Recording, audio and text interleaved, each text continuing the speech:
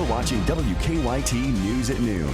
Good afternoon. Bill Bryant and Barbara Bailey here for WKYT News. As we're about to hit 12:30, a man is facing charges after police say he tried to practice law without a license. Police say the charges stem from a shoplifting case where James Gormley claimed to represent the suspect. WKYT's Victor Puente has more on the charges in our top story at 12:30. Lexington police say James Gormley got involved in this case after they were called for some possible shoplifting. They say not only did he pretend to be an attorney, but he also hid evidence in the case they were investigating. Gormley was arrested yesterday at his home on Hanover Avenue. His arrest citation says earlier this month he came to the Kroger on Bryan Station Road while police were investigating a shoplifting case. A manager there told police a woman left the store without paying for several items, and when she was confronted, she presented a receipt from a different Kroger. Police say she asked to call her attorney, and that's when Gormley arrived. His arrest citation says officers made several statements identifying Gormley as her attorney, and he did not correct them. They say a quick search on the Kentucky Bar Association's website revealed that Gormley is not a licensed attorney in the state of Kentucky. They also say during the interview he helped that woman hide the receipt. Now police say she originally presented, thus tampering with evidence. Gormley did used to be a practicing attorney in the state of Georgia. According to the Courier-Journal, he was disbarred in 1999 and served 8 years in federal prison for his part in a money laundering conspiracy. In Lexington, Victor Puente, WKYT. Now, Gormley will be arraigned in about half an hour. Police have linked a bank robbery suspect to a second robbery in Lexington. Police say a man held up the Fork Bank on West New Circle around 9 a.m. He didn't try to hide his face and parked his getaway car right outside the front door. Police say the car has a distinct look that should make it easier to spot. He entered a black, older Nissan Sentra, and it kind of stands out because it has a front passenger red rim tire, so that kind of makes it stick out. The car was last seen headed towards a nearby KFC. Police say the robber also held up a Marathon gas station last night. A not guilty plea this morning from a woman who's accused of killing her boyfriend. A Powell Circuit judge entered the plea for Melissa Roberts. Police say Roberts shot Stephen Strange after he came into her home in April. Roberts was not charged at the time of the shooting by the police, but a grand jury has later indicted her. Roberts told us from jail that Strange was abusive toward her. Her daughters, who were in court this morning, agree. I love Steve, I really did. But I hated the way he acted, so I was really mixed about everything. I know there's consequences for what you do, but at least give her something. I mean, he never got in trouble for anything he did. The judge is considering a bond reduction for Roberts. Family members say that she suffers from Graves' disease and recently finished a round of radiation. The trial has resumed for a man accused of killing his boyfriend in Lexington. Police say Matthew Donahue stabbed Todd Schumacher to death in January of last year. Donahue is not eligible for the death penalty. The trial is expected to end tomorrow. A father and son are in jail today accused of arson.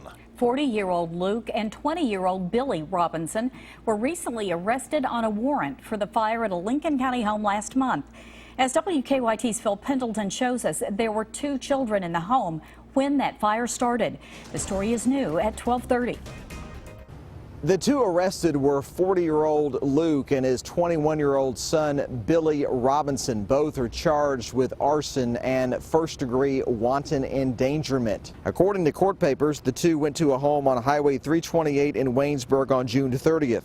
They're accused of pouring gas on the home while at least 4 others were inside, including a 13-year-old and a 5-month-old. The woman who signed the warrant states that Luke Robinson said he would, quote, torch the house, tried to stab one of the women there. According to the warrant, the home is where Luke Robinson's ex-girlfriend's daughter lived. After a neighbor and those inside the home called for police, the Robinsons left. Both were arrested on this warrant and are now here in the Lincoln County Jail. We're still trying to follow this story and put the pieces together on exactly what transpired. We'll hope to have a lot more for you later today, but for now in Lincoln County, Phil Pendleton, WKYT. Thank you, Phil. And we spoke with relatives of the Robinsons who say the Robinsons didn't set the house on fire and shouldn't be charged. A man accused in a multi-county arson and burglary spree has been indicted in a second county. The Advocate Messenger reports a Garrard County grand jury indicted John Roth on arson and burglary charges and for being a persistent felony offender. He's accused of setting fire to a home on Polly's Bend Road, April 29th. Roth has already been indicted on similar charges in Jessamine County. He's accused of arsons in Fayette, Scott, and Madison counties as well. A man has died after a crash involving a minivan and a moped. State police say a woman driving the minivan rear-ended a moped on US 27 in McCreary County. The moped driver, 46-year-old David Jackson, was taken to UK hospital where he died. Police say he was not wearing a helmet. A woman has died 2 days after a crash. The Laurel County Sheriff's Office says 31-year-old Savannah Wyatt was thrown from a pickup that ran off Kentucky 472 Sunday and hit a culvert. She died last night at UK Hospital. The driver, Terry Riley, was also taken to UK Hospital. He is still being treated for his injuries. Boyd County could soon be the latest community to sell packaged alcohol. The county will vote on the issue during a special election August 23rd. Right now, only restaurants seating more than 100 people and getting at least 70% of their income from food sales can serve alcohol there. A pizza restaurant is feeding Kentucky State Police troopers for free today. Domino's in Frankfort will be bringing free pizza to Central Lab in Frankfort until 2 o'clock. The restaurant owner wants officers to know he's grateful for all they do for the community. I just think the police feel they're under attack, and I think they have to worry every time they turn a corner that someone's not there with ill intent. So I definitely want them to know there are people in the community who have their back and support them 100% the way they support us. Domino's will also bring free pizza to Post 12 for second and third shift officers. If KSB employees can't make it to either location, they can stop by Domino's for a free pizza. Well, if you've been wanting to try out a new restaurant, now would be a great time to do that. Lexington Restaurant Week kicks off tomorrow and runs through July 30th. Apiary Fine Catering and Events held a kickoff event earlier this week. For the next 10 days, more than 36 local restaurants will offer up specials on their menus at a reduced cost. Part of the proceeds will benefit LexArts. You can find a list of the restaurants and their menus by visiting LexingtonRestaurantWeek.com. Well, coming up in Better Living, more teenagers are being diagnosed with diabetes. And new research disputes a link between fertility treatments and cancer. The information you need next on WKYT. This is your typical summertime pattern for today, tomorrow, Friday, and Saturday. It actually gets even warmer than what we're going to be experiencing today, and we're already at 87 degrees. I'm going to show you some heat on the way coming up. Now, your hour-by-hour forecast with meteorologist Micah Harris. It's a pretty good looking day outside. It's still already very warm. We're at 87 degrees right now in Lexington. We still have 4 to 5 more hours of heating to go. That means we're going to be there in the lower 90s here in Lexington. There is no doubt about it. Some of us will stay in the upper 80s. Jackson's only at 83 degrees. But that coming out of southern Indiana could affect our far western zones. Frankfort, I would say you guys have about a 20% chance of rain. Lexington, more like a 10% chance that we actually see a stray shower pass over us. London, Corbin, Jackson, 0%. So the farther west you go, back toward I-65 corridor, the better likelihood of actually seeing a passing shower or thunderstorm. It's not really affecting many of us. That's why I only kept a 20% chance of rain. In the forecast, if you are not under that rain, which most of us won't be under any rain, we're going to be at 90 degrees. Some of us, like I said, 91, 92 is a possibility today. But you can see that most of us stay dry, too. We go off into the evening, off into the night. No problems whatsoever. Head off toward tomorrow.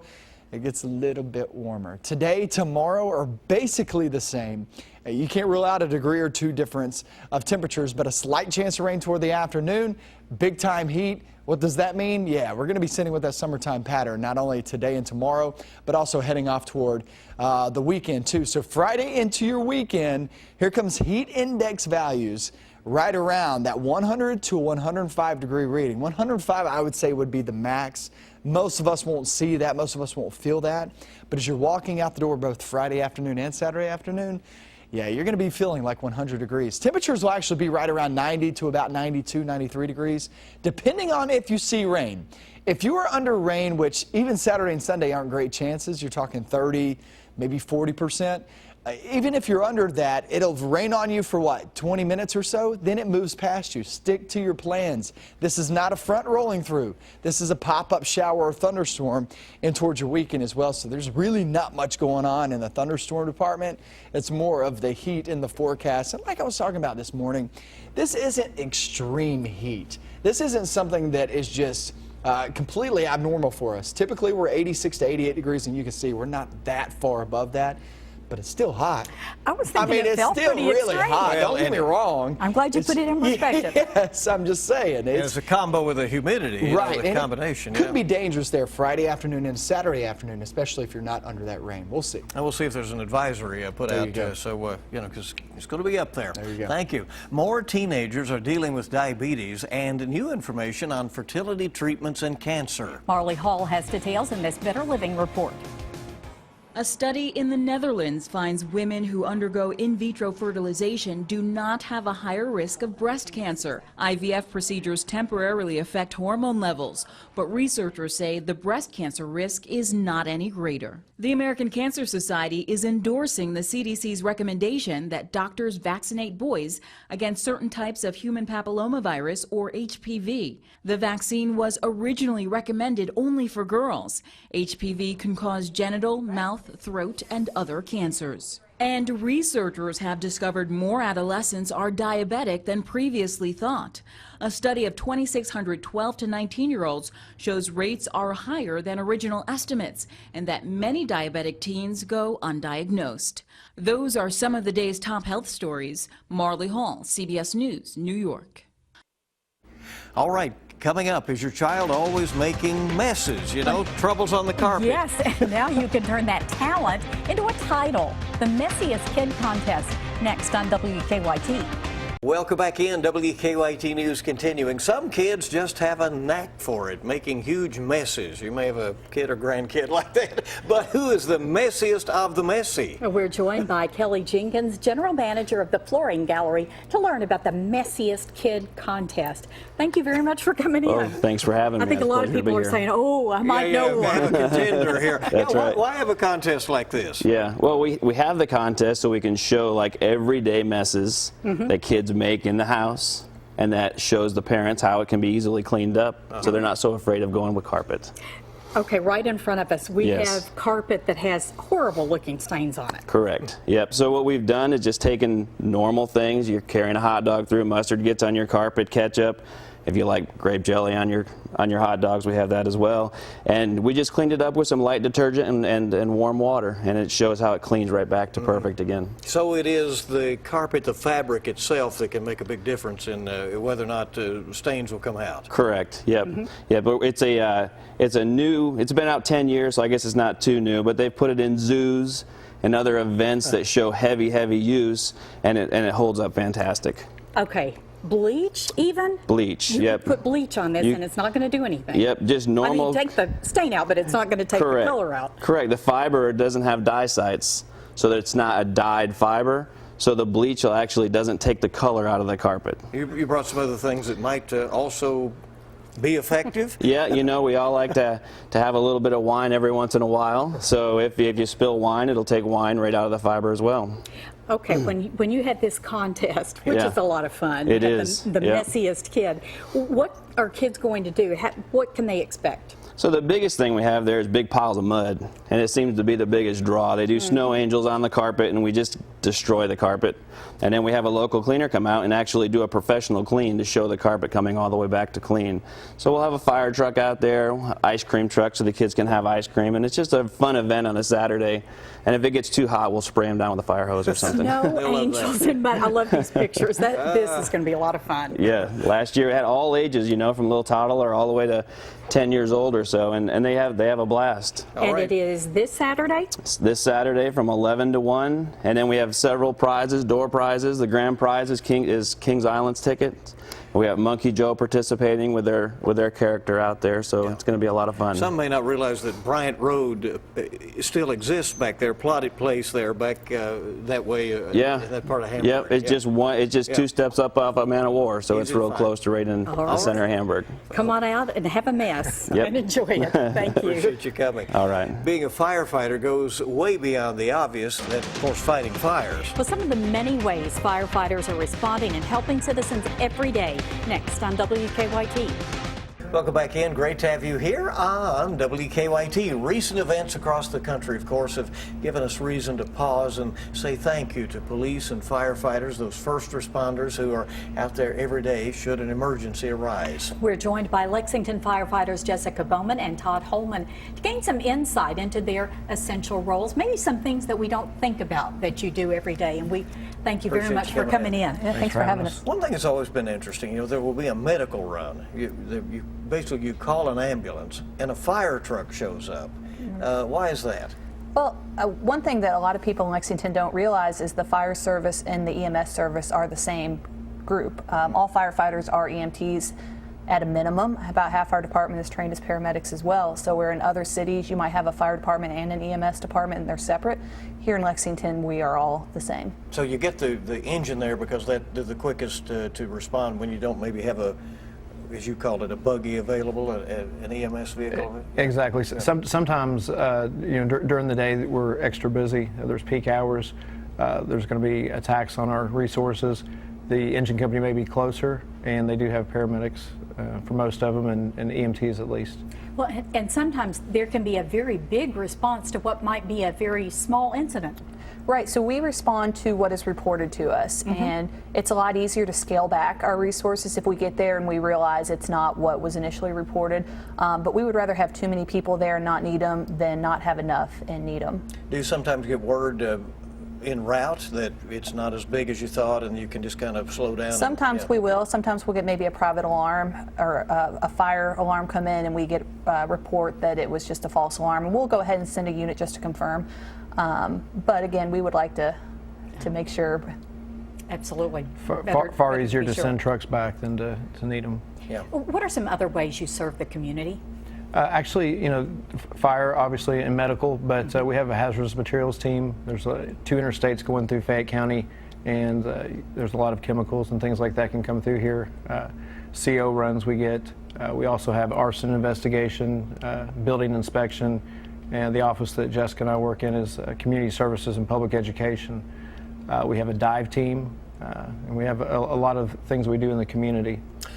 Quickly, I know you're going to try to recruit some more women firefighters in an event coming up. Right, we have another event coming up on Monday from 6 to 8 p.m. at the Fire Training Center on Old Frankfort Pike. If you are a woman between 19 and 34 and you think you might be interested in a career with the fire service, come join us on Monday. Thank you so much. Thank you. Appreciate you coming in, and thanks for all you do. Thank you. Steamy day that we have going out there, and that's not changing, Micah says. Yeah, that's kind of easy to forecast, okay? It's going to be hot, it's going to be humid. Now, the hard part is there's only very small chance of rain, and where do I expect a pop-up shower or an isolated thunderstorm? Right through here. You get off toward the western zones. I've highlighted an area back toward the west, 40% BG Parkway and I-64, 20% down toward Lake Cumberland. It's really back toward the west, guys. All right. Well, thank you for joining us for WKYT News at noon. Our next newscast is at 4. Get out and enjoy your day. Thanks for joining us.